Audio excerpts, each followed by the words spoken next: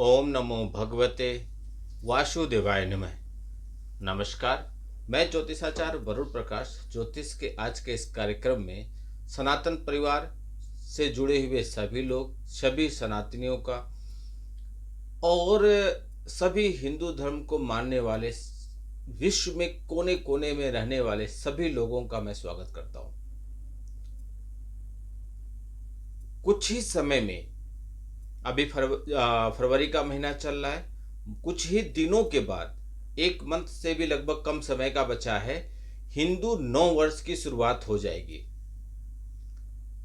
1 जनवरी जो आती है कैलेंडर के हिसाब से, जब वर्ष बदलते हैं, उसको हमारे ज्योतिष गणना में 9 वर्ष नहीं माना जाता।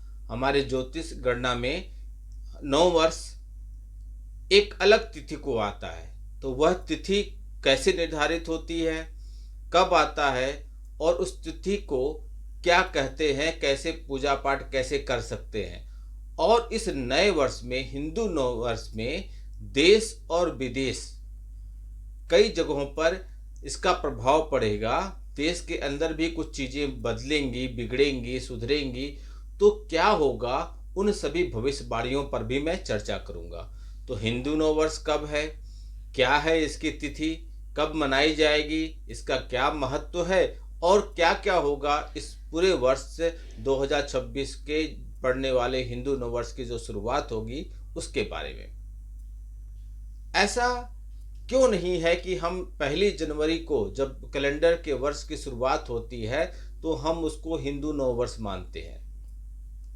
ऐसा इसलिए है कि हिंदू का जो नव वर्ष होता है वह वैदिक पंचांग द्वारा गणना करके किया जाता है, जो एक नवीनीकरण, ब्रह्मांडीय व्यवस्था और आध्यात्मिक जागृति का प्रतीक होता है। हिंदू नव वर्ष, हिंदू पंचांग के अनुसार नव वर्ष चैत्र के शुभ महीने में शुरू होता है। हिंदी का जनवरी, फरवरी, मार्च, अप्रैल, यह हमारी ज्योतिषी गणना के मंथ नहीं है, महीने नहीं है। हम मासिक गणना करते हैं हिंदू वर्ष के हिसाब से, हिंदू माह के हिसाब से, और हिंदू नव वर्ष की शुरुआत होती है चैत माह के शुरुआत से। चैत माह जो ताजगी, संतुलन और जीवन में नवीनीकरण यानी कि नया चीज का प्रतीक होता है। हिंदू परंपरा वैदिक पंचांग पर आधारित एक गहन ब्रह्मांडीय की गणना का अनुसरण करता है। ब्रह्मांड में जो ग्रह नक्षत्र होते हैं उनकी गणनाओं के हिसाब से होता है। 2026 में हिंदू नव वर्ष या विक्रम संवत 2083 की शुरुआत होगा, जो हजारों वर्ष से सभ्यता का मार्गदर्शन करने वाली हमारी परंपरा है, उसको एक नया शुरुआत करेगा। यह केवल तिथि का परिवर्तन नहीं है, बल्कि प्रकृति और ग्रही ऊर्जा, ग्रह की जो ऊर्जा होती है ना, उसको आध्यात्मिक पुनर्स्थापना करने का वर्ष होता है। और सनातन की गहराई इसमें बहुत छिपी होती है। ज्योतिष ज्ञान, ज्योतिष गणना, पत्रा बदल जाते हैं। हम लोग जिस पत्रा के हिसाब से गणनाएं करते हैं ना, शुभ तारीख, शुभ दिन, आप तिथि निकलवाते हैं हमसे, वो पत्रा बदल जाते हैं। हिंदू नव वर्ष पंचांग के अनुसार वर्ष का जो पहला दिन पड़ेगा वह चैत महीने में चंद्रमा के शुक्ल पक्ष के पहले दिन यानी कि प्रतिपदा को मनाया जाता है, और यह पड़ेगा 19 मार्च को। 19 मार्च को संवत विक्रम संवत 2083 की शुरुआत हो जाएगी। इसको कहीं कहीं सिद्धार्थ संवत या रौद्र संवत भी कहते हैं। जो नौ वर्ष की शुरुआत होगी उसका शुरुआत होगा गुरुवार के दिन। वैदिक शास्त्रों में और ज्योतिष परंपरा के अनुसार गुरु को, गुरुवार यानी कि गुरु के दिन को ग्रह का शासक प्राप्त होता है। गुरु को जो ज्ञान, समृद्धि, धार्मिकता के प्रतीक है। मंगल ग्रह जो एक ग्रह के स्वामी है, ऊर्जा और कर्म का प्रतिनिधित्व करते हैं। मंगल के बारे में क्यों कहा कि न्यूमरोलॉजी के हिसाब से यह वर्ष मंगल का है, लेकिन हिंदू नव वर्ष की शुरुआत आपके गुरुवार से हो रही है 19 मार्च को। इसी दिन आप देखेंगे कि चैत्र नवरात्रि की शुरुआत हो जाएगी। चैत्र नवरात्रि का प्रथम दिन 19 मार्च को ही है। इसमें माँ देवी के विभिन्न रूपों को, 9 रूपों की हम पूजा करते हैं। आत्मा को अपने शुद्धि करते हैं, शरीर मन से हम साफ होते हैं और माँ के शरण में जाते हैं, माँ से आशीर्वाद लेते हैं और कहते हैं माँ को, या देवी सर्वभूतेषु शक्ति रूपेण संस्थिता नमस्तस्यै नमस्तस्यै नमस्तस्यै नमो नमः। तो इस मंत्र को हम जाप करते हैं और यही दिन से हिंदू नववर्ष की शुरुआत हो जाती है। मैं आगे बताऊंगा इस हिंदू नववर्ष में कैसी घटनाएं घटेंगी, कुछ भविष्यवाणियां आपको बताऊंगा। लेकिन इस हिंदू नववर्ष की शुरुआत जहां चैत्र नवरात्र से होती है, वैसे महाराष्ट्र में गुड़ी पड़वा से होती है। कर्नाटक और आंध्र प्रदेश वगैरह में उगादी करके एक त्यौहार है, उसको मनाया जाता है। सिंधी समुदाय चेटी चंद करके एक फेस्टिवल है, उसको मनाते हैं। अब इस जब हिंदू नववर्ष की शुरुआत हो रही है, आप नववर्ष की शुरुआत में पहले दिन 1 जनवरी को मंदिर जाते हैं। आप, मैंने देखा मंदिरों पे बहुत भीड़ होती है, ऐसे इस दिन भी जरूर जाइएगा। आप क्या करें ऐसे दिन पे, जब शुरुआत हो रही है 19 मार्च को हिंदू नववर्ष की, तो उस दिन परंपरा और शास्त्रों के मार्गदर्शन के अनुसार आप रहिएगा। ब्रह्म मुहूर्त का पालन कीजिएगा, उठने का कोशिश कीजिएगा, पवित्र स्नान करके स्वच्छ वस्त्र धारण कीजिएगा।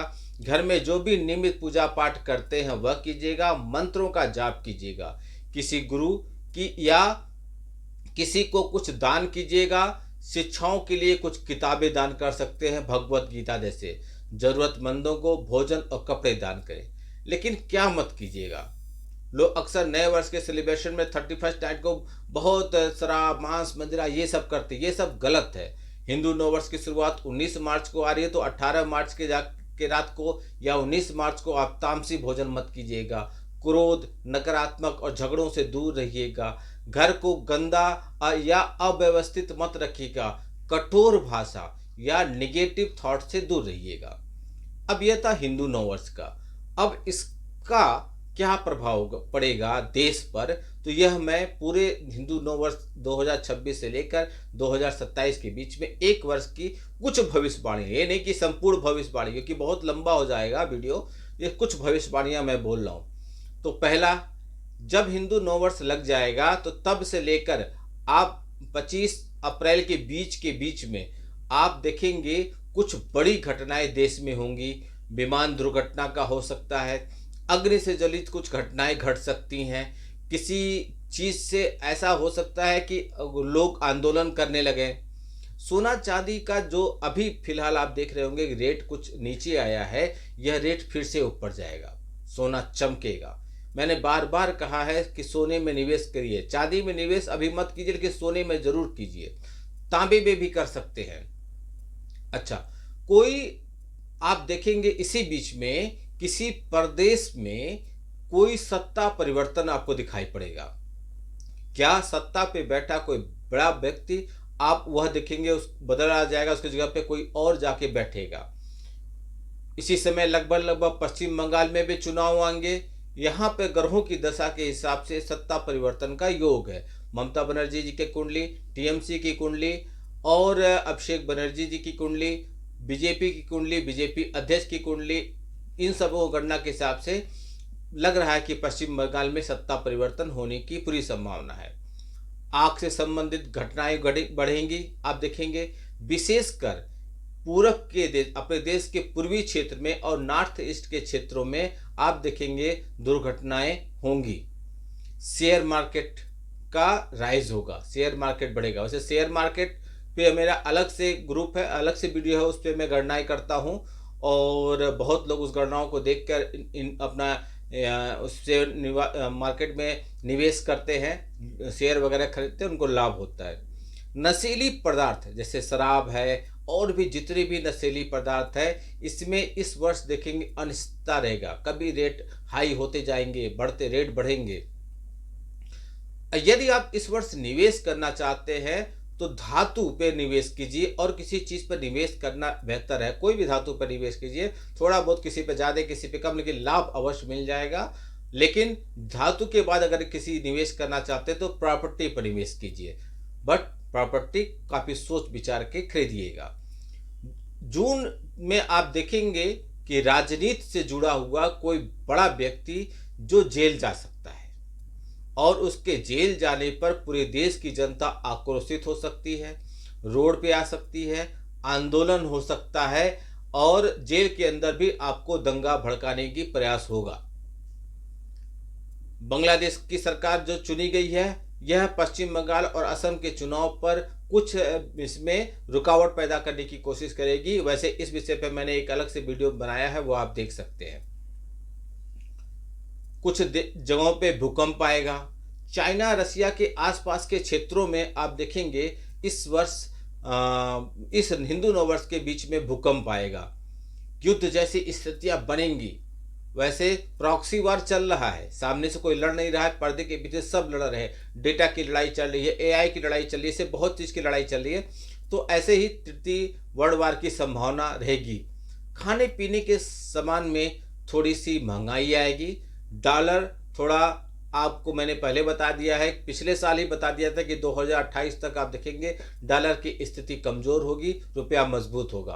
भारत बहुत प्रमुखता से आगे बढ़ेगा। 25 मई से आप देखेंगे 20 जून तक भारत में कोई बड़ी आतंकवादी हमला हो सकती है, या भारत किसी बड़े आतंकवादी साजिश को पकड़ सकता है, नाकाम कर सकता है, किसी बड़े टेररिस्ट को पकड़ सकता है। और साउथ इंडिया में पानी से संबंधित कोई समस्या आ सकती है, सुनामी आ सकता है, बाढ़ आ सकता है, यह होगा। आप देखेंगे पड़ोसी देश, जैसे जितने भी पड़ोसी देश है, पाकिस्तान, बांग्लादेश, म्यांमार, भूटान, श्रीलंका, नेपाल, और जितने भी पड़ोसी देश हैं, चाइना इन पड़ोसी देशों का इस्तेमाल करेगा भारत में भड़काने के लिए। जून और जुलाई के बीच में वायु दुर्घटना होने की संभावना बहुत ज़्यादा है, और इसी बीच में बैंक का भी अपना थोड़ा सा, उनका भी क्रेडिट, बैंकों का क्रेडिट भी खराब होने की संभावना है। तो इन जगहों पे दुर्घटना से बचिएगा। वायुयान दुर्घटना यदि आप करने वाले हैं तो थोड़ा संभल के रहिएगा। जुलाई अगस्त में नॉर्थ ईस्ट, वेस्ट बंगाल, इन सब जगहों पे देखेंगे धार्मिक हिंसा बढ़ेगी, लोग सड़कों पे आएंगे, उपद्रव होगा, बैंकों की स्थितियां थोड़ी कमज़ोर होंगी। हो सकता हो बैंकों में पैसा कुछ समय के लिए आपका फ्रीज कर दिया जाए। तो ऐसी परिस्थितियां बन सकती हैं, यानी कि फाइनेंस के लिए भी यह वर्ष थोड़ा सा अच्छा नहीं है। बाद के 3 महीने जनवरी, फरवरी, मार्च, जो अगला नव वर्ष के अंतिम के 3 महीने रहेंगे, वह इन बाकी महीनों के कंपेयर में तुलनात्मक रूप से बेहतर रहेगा। और लंबा बोलूँगा, ऐसे कई सब्जेक्ट हैं तो आपके बहुत सवाल रहेंगे और वीडियो बहुत लंबा हो सकता है, इसलिए बेहतर है मैं वीडियो को यहीं समाप्त कर रहा हूँ। और कुछ भी जानना चाहते हैं तो आप हमसे संपर्क कर सकते हैं, कमेंट बॉक्स में लिख सकते हैं, मैं व्यक्तिगत रूप से उसका रिप्लाई करूँगा। बट आपसे निवेदन है कि वीडियो को फॉरवर्ड कीजिए, शेयर कीजिए, बहुत लोग तक पहुंचाइए, जिससे सभी लोग पूर्ण रूप से इसका लाभ उठा सकें, अपने जीवन में समझ सकें, सनातन को समझें कि हमारा नव वर्ष वास्तव में कब शुरुआत होता है, इसको कैसे सेलिब्रेट करना चाहिए, क्या है इसका महत्व और कैसी घटनाएं घट सकती हैं। कमेंट बॉक्स में कुछ न कुछ अवश्य लिखिए, लाइक अवश्य कीजिए, फॉरवर्ड कीजिए, सब्सक्राइब कीजिए, और आपका दिन शुभ हो। भगवान भोलेनाथ का आशीर्वाद आप पे भरा रहे। नमस्कार, जय श्री राम।